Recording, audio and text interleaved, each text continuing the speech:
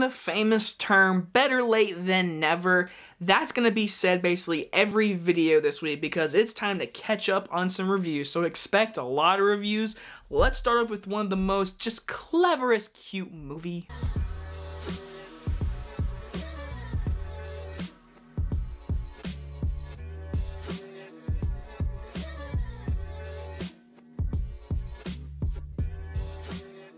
The French Dispatch stars Adrien Brody, Benicio del Toro, Tilda Swinton, and Timothée Chalamet, and is about a love letter to journalists set in an outpost of an American newspaper in a fictional 20th century French city that brings to life a collection of stories published in The French Dispatch. I knew a lot of people that went and saw this movie and basically hated this movie, but I asked every single person that said these comments was, did you or do you like Wes Anderson other movies?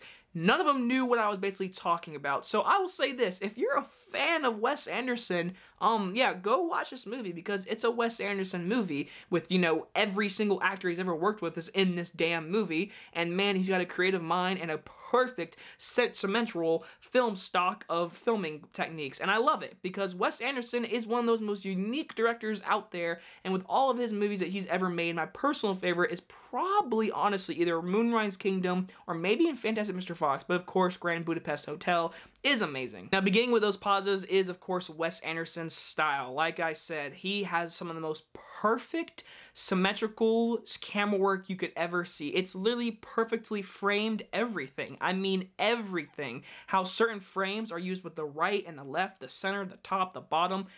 It's used in a matter of perfection. And I love every single one of his movies that do this because it's just perfection. It's weird, it's definitely quirky, and can be really stupid or cheesy to some people that watch this movie, but guess what? That's his style, and that's really what he's known for. And guess what? He continues this movie. Now, this movie is not my favorite movie of his. No, not at all. I really enjoyed this cute movie, and a lot of people are going to say, it's cute, it's rated R. How is it cute? Because it's Wes Anderson, and I knew what kind of movie I was going into. Every single performance is outstanding. There is not a single performance in this movie I hate. No one. Every single person. I can't list you enough people in this movie. I'll say this. I wish Bill Murray was in even more, but I love each story, how it's 3 different stories, and it's going back to this French Dispatch newspapers, which is a very quirky, fun little vibe, even though I'm not the biggest fan of different plot lines, and it's just basically a world of just different minorities happening, different stories. I will say this, I do really like the first one with Benicio del Toro as the painter, and Adrien Brody, and the girl from No Time to Die. It was all a very nice little story. I liked that a lot. I really liked Owen Wilson as this newspaper man with a bicycle. I liked a lot of the aspects, but again, it's a Wes Anderson movie. If you're going in knowing his style, then you know what to expect, and for that part, I really enjoyed all of that stuff.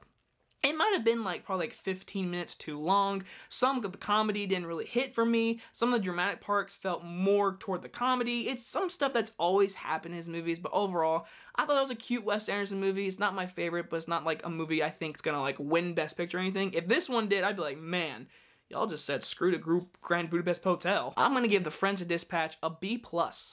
I'd say, I really don't have much to say. If you like Wes Anderson, then go watch this movie. But if you really don't, probably don't watch it, because it is for a certain type of style. Anyway, guys, sorry for this very late review, but I hope you guys enjoyed it, and I'll see you guys in the next one. Bye-bye, everyone.